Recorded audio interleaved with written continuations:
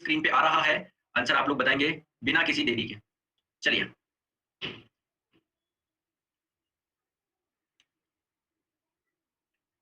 आप लोगों से पूछा जा रहा है जो प्लांक कांस्टेंट होता है एच, उसकी डायमेंशन किसके बराबर है?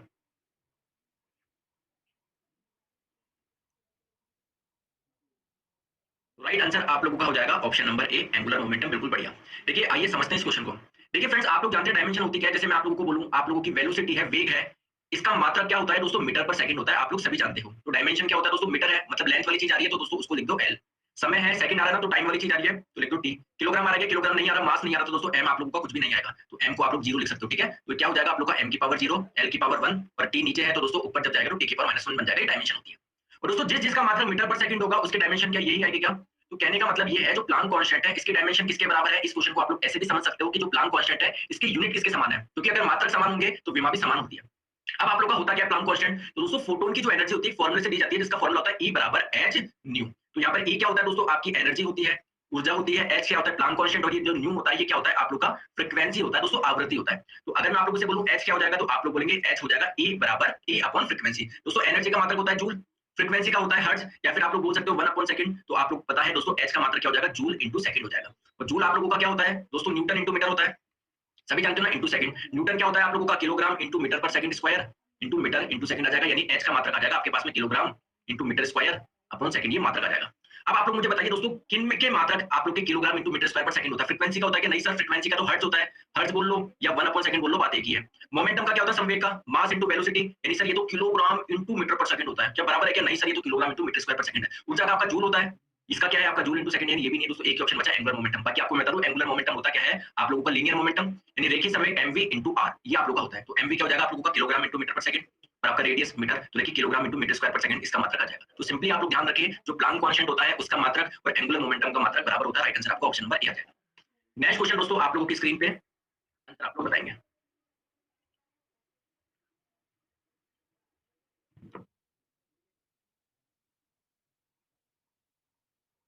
The inertia of an object has direct dependence on. दोस्तों किसी बॉडी का जो इनर्शिया होता है, जड़त्व होता है, किस पर डिपेंड करता है? तो आप लोग सभी जानते हैं इनर्शिया होता क्या है। आप लोगों की अगर कोई बॉडी रेस्ट में है तो वो रेस्ट में ही रहना चाहिए, उसको दोस्तों मूव कराना बहुत मुश्किल होता है ना। तो ये किसकी वजह से? उसके इनर्शिया की वजह से। तो ऑब्वियसली बात है दोस्तों, जिसका मास ज्यादा होगा उसका इनर्शिया ज्यादा होगा। जैसे मान लो एक तो 2 किलोग्राम की कोई चीज है और एक 10 किलोग्राम की है, तो दोस्तों किसकी अवस्था परिवर्तन करना इजी है? मतलब किसको रेस्ट से मोशन में लाना इजी है? आपका इसका लाना इजी है दोस्तों, इसका इनर्शिया ज्यादा होगा। क्लियर है क्या? क्योंकि इसका मास ज्यादा है, तो जो इनर्शिया डिपेंड करता है वो मास पे करता है। राइट आंसर आपको जाएगा option number A. Next question दोस्तों आप लोगों की स्क्रीन पे, आंसर आप लोग बताएंगे। तो लास्ट में मैं आपको रैंक बता दूंगा, परेशान ना होना। The rockets operates on the principle of. Rocket किसके सिद्धांत पर कार्य करता है? तो देखिए दोस्तों रॉकेट में होता क्या है, ये आप लोगों का रॉकेट है। तो क्या होता है दोस्तों, जब फ्यूल जलता है तो यहाँ पर क्या होती है दोस्तों? बर्न्ड गैसेज, जली हुई गैसेज बाहर निकलती है। कहाँ निकलती है? बाहर निकलती है। तो दोस्तों ये एयर पे फोर्स लगाती है, और इतना ही फोर्स जो हवा होती है, एयर होती है, इस पे लगाती है, जिससे इसको ऊपर की ओर थ्रस्ट मिलता है। तो किस सिद्धांत पर कार्य करता है दोस्तों? एक्शन रिएक्शन लॉ से। यानी आप लोगों का क्रिया प्रतिक्रिया का नियम, जो Newton third law of motion है, उस पे आपका रॉकेट वर्क करता है। लेकिन अगर आप लोगों को दोस्तों एक्शन रिएक्शन लॉ ऑप्शन में नहीं दिया हुआ है, क्रिया प्रतिक्रिया का नियम दिया हुआ नहीं है, तो मैंने आपको बताया था जो कंजर्वेशन ऑफ मोमेंटम होता है वो इसका आंसर हो जाएगा। क्यों? क्योंकि दोस्तों जो कंजर्वेशन ऑफ मोमेंटम होता है वो कहां से निकलता है दोस्तों? यहीं से निकलता है, एक्शन रिएक्शन लॉ से। तो एक्शन रिएक्शन लॉ से ही आपका कंजर्वेशन ऑफ मोमेंटम निकलता है। तो आप लोग एक्शन रिएक्शन लॉ बोल दीजिए या मोमेंटम कंजर्वेशन बोल दीजिए, बात है की। तो राइट आंसर आपको जाएगा option number D. Next question आप लोगों की स्क्रीन पे, देखिए मैं आपको ग्राफ को समझाता हूं। एक एक्सिस पे दोस्तों वेलोसिटी दे रखी है मीटर पर सेकंड में, और एक एक्सिस पर टाइम दे रखा है सेकंड में। तो आ जाइए दोस्तों, इसको सॉल्व करना है, आप लोगों को आंसर बताना है।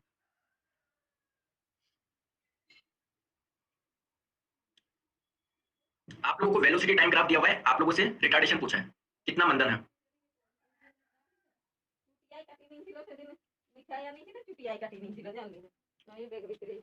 राइट आंसर आप लोग का दिया जा रहा है ऑप्शन नंबर ए 69% के द्वारा। देखिए आप लोग जानते ही हैं वेलोसिटी, रिटार्डेशन क्या होता है और एक्सेलरेशन क्या होता है। जो वेलोसिटी में चेंज की रेट है, वेलोसिटी में परिवर्तन की दर है, उसको हम लोग बोलते हैं एक्सेलरेशन यानी त्वरण। और अगर वेलोसिटी बढ़ रही है यानी गाड़ी आपकी एक्सेलरेट कर रही है। अगर वेलोसिटी कम हो रहा है यानी नेगेटिव एक्सेलरेशन को हम लोग क्या बोलते हैं? रिटार्डेशन। अब देखो देखो समय के साथ में जैसे जैसे समय बढ़ता जा रहा है दोस्तों वेलोसिटी कम होती जा रही है, तो ये बात तो क्लियर है कि रिटार्डेशन हो रहा है। अब कितना हो रहा है दोस्तों? एक्सेलरेशन हो, त्वरण हो, उसको क्या बोलते हैं? वेग में परिवर्तन की दर। यानी वेलोसिटी में कितना चेंज आया है, कितने समय अंतराल में। दोस्तों अगर मैं बात करूं 0 से 10 सेकंड में, अगर 10 सेकंड के समय अंतराल की मैं बात करूं, चेंज कितना आ गया? स्टार्टिंग में 50 था, फाइनल कितना रह गया दोस्तों? 0 हो गया। भाई स्टार्टिंग में वेलोसिटी 50 थी, बाद में कितनी होगी? 0। कितने का चेंज आ गया? 50 का चेंज आ गया। तो 50 की कमी हुई है, तो -50/10 -5 मीटर पर सेकंड स्क्वायर आ जाएगा। और माइनस का साइन है, क्या रिप्रेजेंट कर रहा है कि वेलोसिटी कम हो रही है, रिटार्डेशन हो रहा है, मंदन हो रहा है। तो आपसे मैग्नीट्यूड पूछा था, तो कितना हो जाएगा? ऑप्शन नंबर ए इसका राइट आंसर हो जाएगा। नेक्स्ट क्वेश्चन दोस्तों आप लोगों की स्क्रीन पे, आंसर आप लोग बताएंगे।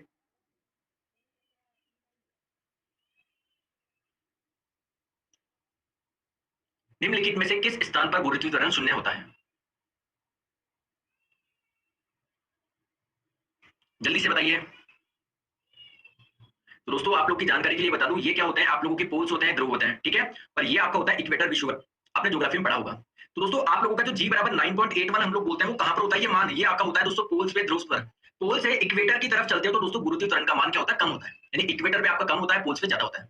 और दोस्तों आप लोग दोस्तों यहाँ से पृथ्वी की सतह से ऊपर ऊंचाई पे जाओगे तब भी गुरुत्वीय त्वरण का मान कम होता है, अगर गहराई में जाओगे तब भी कम होगा। दोस्तों अगर आप लोग केंद्र की बात करें तो केंद्र पे गुरुत्वीय त्वरण का मान कितना होता है? दोस्तों शून्य होता है। तो राइट आंसर आपका हो जाएगा ऑप्शन नंबर डी। ठीक है, चलिए नेक्स्ट क्वेश्चन आप लोगों की स्क्रीन पे, आंसर आप लोग बताएंगे। क्वेश्चन आपकी स्क्रीन पे अच्छी क्वेश्चन है, ग्रुप डी में पूछा हुआ इस बार। आराम से सोच समझ के जवाब दीजिए और न्यूमेरिकल से डरे मत करें। अभी मैं समझाऊंगा, बहुत सिंपल है।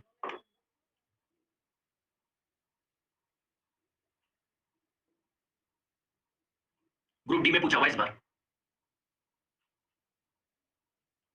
तो राइट आंसर आप लोग का हो जाएगा ऑप्शन नंबर डी दे रहे हैं 500 किलोग्राम। देखिए आइए समझते हैं क्वेश्चन को क्या बोलना चाह रहा है। बोला जा रहा है कि दोस्तों एक 2000 किलोग्राम का ट्रक है, ठीक है भैया, एक 2000 किलोग्राम का ट्रक है, जो मैंने लिख दिया यहाँ पर 2000 किलोग्राम का एक आपके पास में ट्रक है। ये कितनी स्पीड से जा रहा है, कितनी वेलोसिटी से जा रहा है? 10 मीटर पर सेकंड के वेग से जा रहा है, ठीक है। इसकी वेलोसिटी, इसका वेग कितना दे दिया? 10 मीटर पर सेकंड दे दिया, ठीक है। अब दोस्तों आगे चल रहा था, ट्रैफिक लाइट हो रही थी, यहाँ पर एक कार खड़ी थी, कार खड़ी थी, ठीक है, छोटी सी कार थी। इसका द्रव्यमान दिया हुआ है क्या? नहीं दिया हुआ, तो इसका द्रव्यमान मैं मान लेता हूँ m। और दोस्तों अगर ये खड़ी हुई है तो इसका क्या कुछ वेग होगा क्या? नहीं सर, इसका कोई वेग नहीं होगा, इसका वेलोसिटी क्या होगा? 0, ठीक है। अब जैसे दोस्तों आप लोगों का ट्रक आया, इस ट्रक ने दोस्तों कार को टक्कर मारी और इसको अपने साथ लेके चल रहा है। मतलब ये आप लोगों का ट्रक और ये कार अब एक साथ चल रहा है। ये कैसे चल रहा है? एक साथ चल रहा है, एक साथ चल रहा है। और किस वेग से चल रहा है, किस वेलोसिटी से चल रहा है? ये आपके 8 मीटर पर सेकंड की गति से चल रहा है, 8 मीटर पर सेकंड की। तो आप लोग क्या द्रव्यमान बता सकते हो क्या? तो दोस्तों जब भी मैंने आप लोगों को बताया था, जब भी टक्कर होती है तो जो मोमेंटम होता है वो कंजर्व रहता है, यानी जो संवेग होता है संरक्षित रहता है। इससे इसका मतलब क्या संरक्षित रहने का? कि टक्कर से पहले और टक्कर के बाद कुल संवेग सेम रहता है। तो दोस्तों टक्कर के पहले टोटल संवेग कितना था? टक्कर से पहले, बिफोर कोलिजन, तो संवेग क्या होता है? Mass into velocity. तो दोस्तों ये अगर मैं बताऊं, यहाँ ये टक्कर से पहले की कहानी है, तो टोटल संवेग कितना होगा? मास इनटू वेलोसिटी प्लस इसका मास इनटू वेलोसिटी। तो इसका मास कितना है? 2000, इसका वेग कितना है? 10, ठीक है। इसका मोमेंटम तो निकाल लिया, इसका भी बताओ। इसका द्रव्यमान आपने m माना, इसका वेग 0 था, तो ये टक्कर से पहले टोटल क्या हो गया? मोमेंटम हो गया। टक्कर के बाद में टोटल मोमेंटम कितना है दोस्तों? दोनों एक साथ चल रही है, तो 2000 और ये आपका m द्रव्यमान एक साथ चल रहा है। टोटल मास में बोल दूं 2000 प्लस m, दोनों एक साथ तो चल रहा है। और इनकी वेलोसिटी कितनी है? 8 है। तो यहाँ से कि आप लोग m नहीं निकाल सकते हो, देखो निकालो, तो ये आपका आ जाएगा 20000 और ये आपका आ जाएगा दोस्तों 20000 बटे 8 बराबर हो जाएगा 2000 प्लस m। समझ में आ गया क्या? तो 20000 बटे 8 को सॉल्व करोगे, देखो कितना आ रहा है। 20000 बटे 8 को देखो, ये आप लोगों को कितनी बार में जाएगा? मेरे को गणित आती नहीं है। 8 पंजे 40 होता है, ठीक है। तो 40, 2000, 20000 बटे 8 दोस्तों 2500 के आसपास आएगा। ये 2500 आ जाएगा, तो 2500 बराबर 2000 प्लस m, और m बराबर आ जाएगा 2500 माइनस 2000 यानी 500 किलोग्राम। तो दोस्तों न्यूमेरिकल को देख के डर लगता है, लेकिन जब आप लोग समझोगे कुछ भी नहीं है। क्या चीज थी? बस जब भी आप लोगों को टक्कर वाले क्वेश्चन दिख जाए तो टक्कर के पहले जितना मोमेंटम था और टक्कर के बाद में जितना मोमेंटम था उसको बराबर कर दो, ठीक है। तो टक्कर से पहले दोस्तों टोटल मोमेंटम क्या था? इसका मास इनटू इसकी वेलोसिटी प्लस इसका मास इनटू इसकी वेलोसिटी। टक्कर के बाद में दोनों दोस्तों एक साथ चल रहा है, तो टोटल मास ये हो गया। वेग कितना है? 8 है, तो बराबर कर दो, यहाँ से m आ जाएगा 500 केजी। राइट आंसर आपका ऑप्शन नंबर डी आ जाएगा। नेक्स्ट क्वेश्चन दोस्तों आप लोगों की स्क्रीन पे, आंसर आप लोग बताएंगे।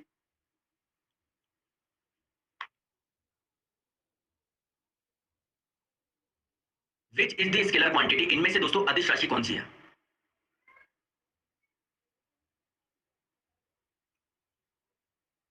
दोस्तों अदिश राशि हो जाएगी आप लोगों की एनर्जी।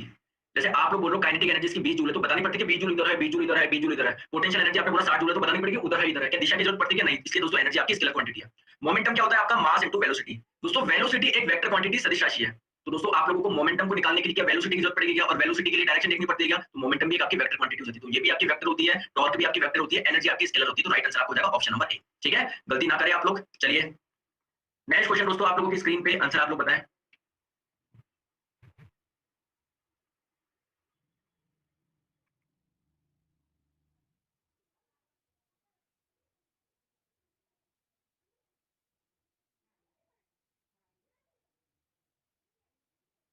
बहुत बढ़िया दोस्तों, सभी के आंसर आ रहे हैं। राइट आंसर आपका दिया जा रहा है 57% के द्वारा, ठीक है।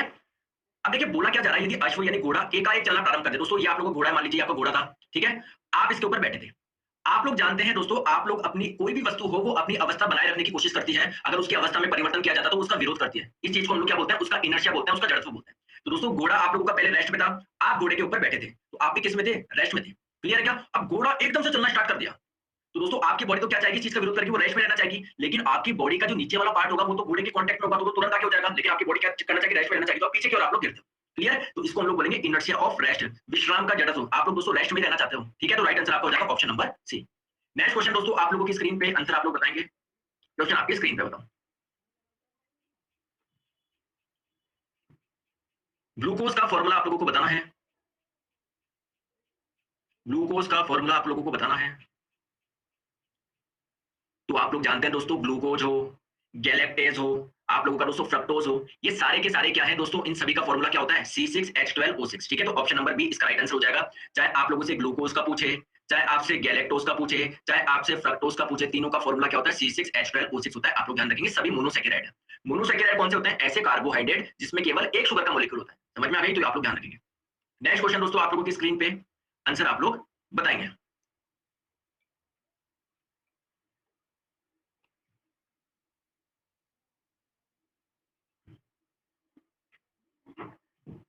तो राइट आंसर बताइए। देखो ये क्वेश्चन मैंने करवा चुका हूं आप लोगों को, अब बार बार थोड़ी करवाएंगे हम लोग। देखिए दोस्तों, मान लीजिए कोई आप लोगों का धागा है, इससे कोई एक m द्रव्यमान की वस्तु है जो लटकी हुई है, ये आप लोग क्या कहलाती है, जैसे पेंडुलम कहलाएगा आप लोग का। तो दोस्तों ये पूरा इधर जाने में और इधर वापस आने में दोस्तों जो समय लेगा उसको हम लोग बोलते हैं टाइम पीरियड, आवर्तकाल। तो उसका फॉर्मूला क्या होता है, टाइम पीरियड का फॉर्मूला होता है 2 pi under root of L by G। यहाँ पर ये L क्या है, ये m द्रव्यमान जहां से हिंज है, जहां से टका हुआ है, उससे कितनी दूरी पर है, या फिर इस रस्सी की लंबाई मान लो। तो दोस्तों जब लोलक घड़ी की लंबाई चौगुनी करती है, अब देखो घड़ी में भी तो आपका लोलक होता है, तो अगर लेंथ को आप लोग कितनी कर रहे हो, आप लोग लेंथ को 4 गुना कर रहे हो। दोस्तों आपको पता है टाइम पीरियड कैसे प्रोपोर्शनल है, अंडर रूट ऑफ L के प्रोपोर्शनल है। यानी लंबाई को अगर आप लोग 4 गुना करोगे तो टाइम पीरियड आपका क्या होगा, 2 गुना होगा। क्योंकि देखो अंडर रूट ऑफ 4 करोगे तो क्या बन जाएगा, 2 बन जाएगा ना। तो दोस्तों आप लोगों का डबल हो जाएगा टाइम पीरियड। राइट आंसर आपको हो जाएगा ऑप्शन नंबर सी। गलती से 4 गुना ना कर दे, क्योंकि जो टाइम पीरियड आवर्तकाल है दोस्तों अंडर रूट ऑफ L के साथ में वेरी कर रहा है। ठीक है, तो राइट आंसर आपको हो जाएगा option number C. Next question दोस्तों, आप लोगों की स्क्रीन पे आंसर आप लोग बताएंगे।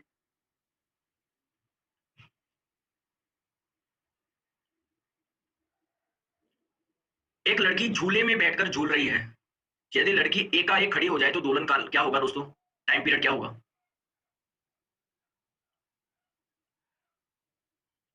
तो राइट आंसर आप लोग का हो जाएगा ऑप्शन नंबर ए, डिक्रीज हो जाएगा, कम हो जाएगा। कैसे हो जाएगा, देखिए आइए समझिए। अभी मैंने आप लोगों को एक एग्जांपल दिया था कि जैसे मान लीजिए m द्रव्यमान की कोई वस्तु है, जो कि दोस्तों कहां से, जहां से टकी हुई है वो कितनी दूर पर है, l दूरी पर है। ऑब्वियसली बात है, रस्सी की लंबाई जितनी होगी दोस्तों वही आप लोग की दूरी होगी m द्रव्यमान की, जहां से टकी हुई है। तो t बराबर क्या होता है दोस्तों, 2 pi under root of L by G।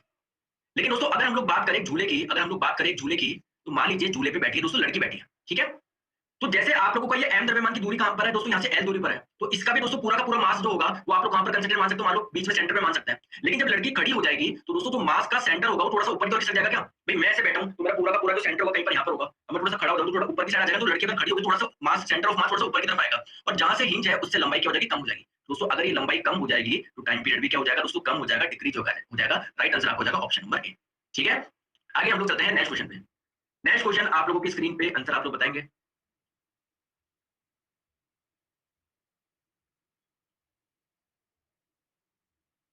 हम लोग सूर्य को वास्तविक सूर्योदय से पहले एवं सूर्यास्त के बाद भी देख सकते हैं, इसका कारण क्या है। आपको लगता है ना दोस्तों सूर्य उदय हो गया, लेकिन रियल में वो सन नहीं होता है। आपको लगता है वो सन है, लेकिन वो सन नहीं होता है। ठीक है, तो राइट आंसर क्या आ जाएगा, इसका कारण क्या है, रिफ्रैक्शन है। क्यों है, आइए समझते हैं। देखिए दोस्तों, आप लोग यहाँ पर अर्थ है, समझ रहे हैं, आप लोग यहाँ पर खड़े, मान लीजिए आप लोग यहाँ पर है। ऑब्वियसली बात है दोस्तों, इस अर्थ की अलग अलग दोस्तों क्या है, लेयर है, कहीं पर डेंसिटी कम है, कहीं पर डेंसिटी ज्यादा है। तो होगा क्या, ये आप लोगों का दोस्तों रियल क्या है, सन है, सूर्य है। तो क्या होगा दोस्तों, सूर्य से कोई प्रकाश की किरण निकली, और दोस्तों ये जब एक माध्यम से दूसरे माध्यम में जाती है तो उसकी बेंडिंग हो गई, फिर बेंडिंग हो गई, फिर बेंडिंग हो गई। तो जब आप लोग ऑब्जर्वर थे, आपको लगा कि दोस्तों ये कहीं पर यहाँ से आ रहा है, तो सन की पोजीशन आप लोगों को ये दिखेगी। लेकिन रियल में जो सन है दोस्तों वो ये है।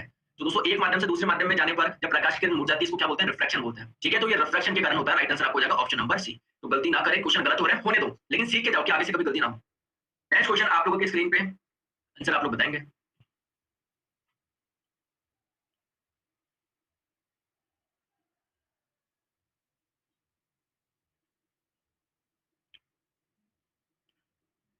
ध्वनि तीव्रता की डेसिबल में वह अधिकतम सीमा जिसके ऊपर व्यक्ति सुन नहीं सकता।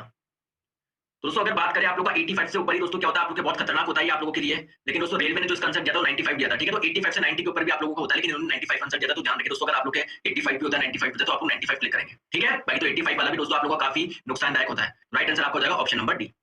नेक्स्ट क्वेश्चन आप लोगों के स्क्रीन पे आंसर आप लोग बताएंगे। क्वेश्चन आपके स्क्रीन पे,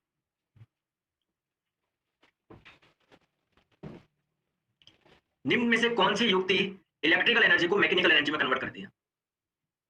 इतनी बार मैंने आपको बताया है। तो राइट आंसर इसका हो जाएगा option number C, electric motor. देखिए आप लोगों को पता है, जो आप लोग पंप यूज करते हो ना सुबह पानी चढ़ाने के लिए, तो पंप भी क्या है, एक प्रकार की मोटर ही तो है। तो पंप क्या करता है, आप लोगों का क्या इलेक्ट्रिसिटी कंज्यूम करता है, कि इसको इलेक्ट्रिसिटी से चलाते हो, तो उसको आप लोग दे रहे हो इलेक्ट्रिकल एनर्जी। और इसमें क्या होता है दोस्तों, पंप में एक पहिया होता है अंदर जो घूम जाता है ना, घूम जाता है, जिससे पानी का प्रेशर बढ़ जाता है और पानी आपका हाई हाइट तक चला जाता है। तो दोस्तों ये आपके जो पहिया घूम रहा है, इसको हम लोग बोलेंगे मैकेनिकल एनर्जी। तो इलेक्ट्रिक मोटर में क्या हो रहा है, जो आपकी करंट इलेक्ट्रिकल एनर्जी है वो आप लोगों का मैकेनिकल एनर्जी में कन्वर्ट होगी। राइट आंसर आपको हो जाएगा ऑप्शन नंबर सी। और डायनामो में क्या होगा, जैसे इसका उल्टा जो डायनामो होगा उसमें मैकेनिकल एनर्जी इलेक्ट्रिकल एनर्जी में कन्वर्ट होती है। क्वेश्चन आपका आरकेएफ में पूछा गया कि डायनामो में क्या होता है, तो दोस्तों वहां पर आप लोगों की जो मैकेनिकल एनर्जी होती है वो इलेक्ट्रिकल में कन्वर्ट होती है, ध्यान रखेंगे दोनों एक दूसरे के जस्ट उल्टे हैं। चलिए आगे नेक्स्ट क्वेश्चन पे चलते हैं, आप लोगों की स्क्रीन पे आंसर आप लोग बताएंगे। बहुत सारी नई चीजें सिखाऊंगा मैं आपको इस वाले क्वेश्चन में। ये क्वेश्चन गलत होना चाहिए 100%, क्योंकि सर आपने अभी तक सीखा ही नहीं है, लेकिन एक बार एग्जाम में पूछ लिया गया तो हमको नॉलेज तो होनी चाहिए। बोले तो गलत कोई बात नहीं है।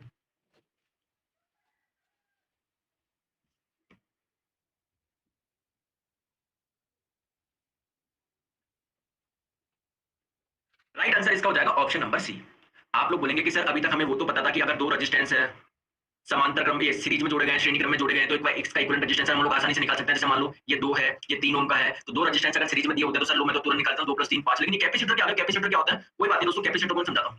जैसे दोस्तों आपका रेजिस्टेंस होता है वैसे ही सर्किट में आपके कैपेसिटर भी होते हैं, जिसका सिंबल होता है ये। आप लोगों से अगर पूछे कैपेसिटर का सिंबल क्या होता है, दोस्तों ये कैपेसिटर का सिंबल होता है।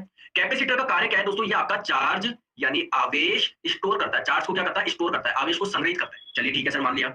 अब बोला जा रहा है कि 5, और आप लोगों से पूछे कि दोस्तों कैपेसिटेंस यानी धारिता का मात्रा क्या होता है, तो ये आप लोग जानते हो फैराड होता है, ये मैंने आपको पहले क्वेश्चन में करवा चुका हूं। तो बोला जा रहा है दो 5 माइक्रोफैराड के संधारित्र समांतर क्रम में जुड़े हैं। ठीक है भैया, दो आप लोगों के क्या है कैपेसिटर है जो आपके पैरेलल में जुड़े हैं। दोस्तों जब भी कोई दो आप लोगों के कैपेसिटर C1 C2 आप लोगों से किस में जुड़े होते हैं, पैरेलल में जुड़े होते हैं, तो आप लोगों से अगर इसके इक्विवेलेंट कैपेसिटी पूछे तो दोस्तों फॉर्मूला ध्यान रखें, जब भी आप लोगों के पैरेलल में होता है तो रेजिस्टेंस का जस्ट उल्टा कर दो। जैसे रेजिस्टेंस में तो क्या होता है 1/r बराबर 1, और यहाँ पर क्या है सिंपली सी इक्विवेलेंट बराबर हो जाएगा C1 + C2। समझ में आ गई। और जब भी कोई दो रेजिस्टेंस सॉरी दो कैपेसिटर अगर सीरीज में जुड़े होते हैं समांतर में जुड़े होते हैं तो इनका इक्विवेलेंट रेजिस्टेंस कैसे निकालते हैं, 1/C equivalent is equal to 1/C1 + 1/C2। चलिए सर समझ में आ गया। तो देखिए दो 5 माइक्रोफैराड के जो संधारित्र है वो समांतर क्रम में जुड़े गए। दो 5 माइक्रोफैराड के समांतर किसमें जुड़े गए, समांतर क्रम में है ना। जो कैपेसिटर है तो पैरेलल में जुड़े गए। ठीक है भैया, मैं लिख लेता हूं पैरेलल में जुड़े गए। ठीक है, पैरेलल में जुड़े गए। तो दोस्तों अगर पैरेलल में जुड़े गए 5 और 5 के तो इनका इक्विवेलेंट कितना होगा, तो इनका इक्विवेलेंट 1 कर दो, है ना। मतलब इनको एक एक बनाना, इक्विवेलेंट निकालना इसका, तो इसका इक्विवेलेंट क्या हो जाएगा 5 + 5 कर दो दोस्तों 10 आ गया। ये कितना आ गया दोस्तों 10 आ गया।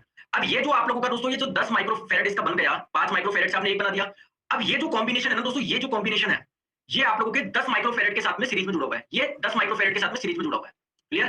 तो इसका इक्विवेलेंट निकाल लिया 10 और ये आपका 10 है। दोस्तों जब भी सीरीज में होते हैं जैसे कैसे जोड़ते हैं आप लोगों के कैपेसिटर को, तो 1/C equivalent is equal to 1/C1 + 1/C2। तो C1 कितना हो गया 10, C2 भी कितना हो गया 10, तो कितना हो जाएगा 2/10, ये आपका गया 1/5। तो 1/C इक्विवेलेंट बराबर 1/5 आया, तो C इक्विवेलेंट कितना आ जाएगा 5 आ जाएगा। राइट आंसर आपको हो जाएगा ऑप्शन नंबर सी। तो दोस्तों घबराए मत करा करो, न्यूमेरिकल आए तो मैं न्यूमेरिकल आपको छुड़वा भी सकता हूं, लेकिन कोई फायदा नहीं है क्योंकि बहुत सिंपल होता है, बस डरते हैं हम लोग, ऐसा कुछ भी नहीं है।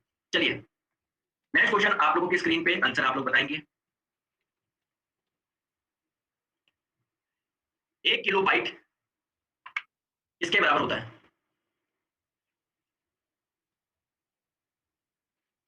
तो ये क्वेश्चन मैंने आपको पहले भी करवाया था। दोस्तों अगर हम लोग स्टोरेज की बात करें उसकी सबसे छोटी यूनिट होती है बिट।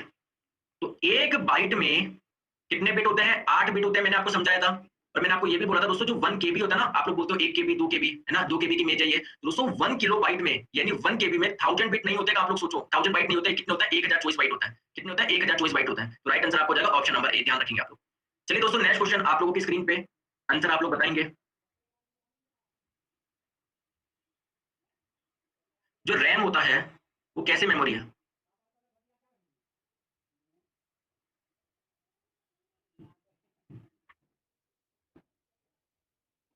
जो रैम होती है कंप्यूटर की वो कैसे मेमोरी है, तो दोस्तों वो आप लोग का हो जाएगा वॉलेटाइल मेमोरी। अब आप लोग बोलेंगे सर होता क्या है वॉलेटाइल और नॉन वॉलेटाइल, अब तो समझाऊं। दोस्तों दो प्रकार की मेमोरी होती है, एक होती है वॉलेटाइल मेमोरी और एक होती है नॉन वॉलेटाइल मेमोरी। सर इसका मतलब क्या है, अगर आप लोग कंप्यूटर बंद कर देते हो, दिस टाइप ऑफ मेमोरी जो ये वॉलेटाइल मेमोरी ना कंप्यूटर बंद करने पर दोस्तों ये मेमोरी आपकी लॉस हो जाती है। तो this type of memory losses all of its data, ये जो मेमोरी होती है अपना सारा डाटा लॉस कर देती है जैसे आप लोग कंप्यूटर क्या करोगे बंद करोगे। और नॉन वोलेटाइल मेमोरी क्या होता है दोस्तों, this type of memory will retain all the data when it loses its power source. अगर दोस्तों कंप्यूटर बंद कर दोगे, लाइट चली गई, तब भी दोस्तों जो डाटा रहता है स्टोर रहता है, तो ऐसी मेमोरी को हम लोग बोलते हैं नॉन वोलेटाइल मेमोरी। समझ में आएगा। वोलेटाइल का मतलब दोस्तों खत्म हो जाना। तो अगर कंप्यूटर बंद हो गया, मेमोरी खत्म हो गई, तो ये आपकी कहलाती है वोलेटाइल मेमोरी। अगर कंप्यूटर बंद हो गया, डाटा वगैरह कुछ भी नहीं उड़ा, तो दोस्तों ये आपकी जो मेमोरी कहलाती है नॉन वोलेटाइल कहलाती है। तो एग्जांपल ध्यान रखिए, जो रैम होता है वो आप लोगों का वोलेटाइल होता है, और दोस्तों जो आपका रोम होता है ना, रोम, ठीक है, वो आप लोगों का होता है नॉन वोलेटाइल मेमोरी। तो आप लोगों से रैम का पूछा जाता है तो रैम आपका होता है वोलेटाइल, अगर आप लोगों से रोम पूछा जाता तो वो आपका होता है नॉन वोलेटाइल, ध्यान रखेंगे आप लोग, ठीक है। तो राइट आंसर आपका ऑप्शन नंबर डी आ जाएगा। नेक्स्ट क्वेश्चन आप लोगों की स्क्रीन पे आंसर आप लोग बताएंगे। ब्लू पैसिफिक क्या है, ब्लू पैसिफिक क्या है दोस्तों, ब्लू पैसिफिक आप लोगों का एक सुपर कंप्यूटर है। ठीक है, ये किसने बनाया था? आईबीएम ने बनाया था। तो ध्यान रखिए, जो ब्लू पैसिफिक है वो आईबीएम द्वारा निर्मित एक सुपर कंप्यूटर है। तो राइट आंसर आपका हो जाएगा ऑप्शन नंबर ए। ये आईबीएम द्वारा निर्मित एक सुपर कंप्यूटर है जिसे 1998 में बनाया गया था। ठीक है, चलिए आ जाइए दोस्तों, नेक्स्ट क्वेश्चन आप लोगों की स्क्रीन पे। सिंपल क्वेश्चन है ये तो, डेली यूज का। आंसर बताओ।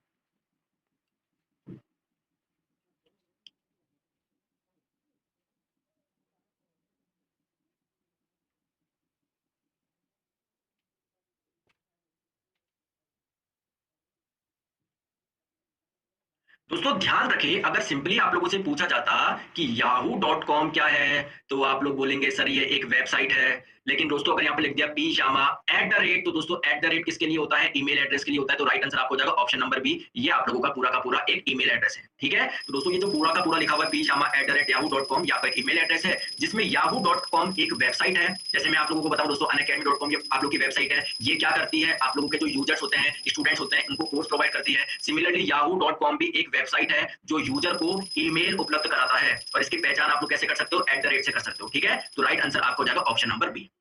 नेक्स्ट क्वेश्चन दोस्तों, आप लोगों की स्क्रीन पे आंसर आप लोग बताएंगे।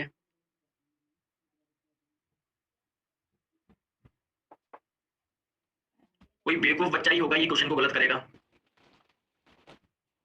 बहुत बढ़िया, मैक्सिमम स्टूडेंट सही जवाब दे रहे हैं। आप लोगों को दोस्तों इनकरेक्ट को चुनना है, गलत चीज को चुनना है, असत्य को चुनना है। तो हर्ट्ज आप लोगों की फ्रीक्वेंसी की यूनिट होती है, क्या ये सही है? क्या बिल्कुल सही है? दोस्तों जो केल्विन होता है वो टेम्परेचर मेजरमेंट के लिए इस्तेमाल किया जाता है, क्या बिल्कुल सही है? जो ओम होता है वो इलेक्ट्रिकल रेजिस्टेंस को मेजर करने के लिए इस्तेमाल होता है, कि बिल्कुल सही है?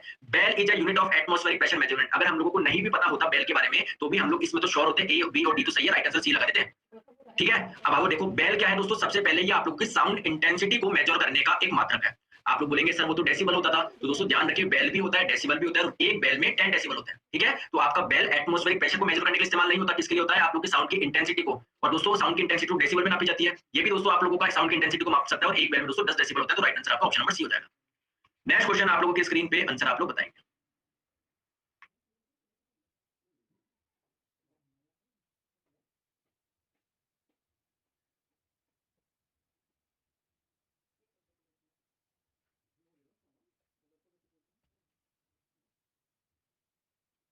तो राइट आंसर इसका हो जाएगा ऑप्शन नंबर सी।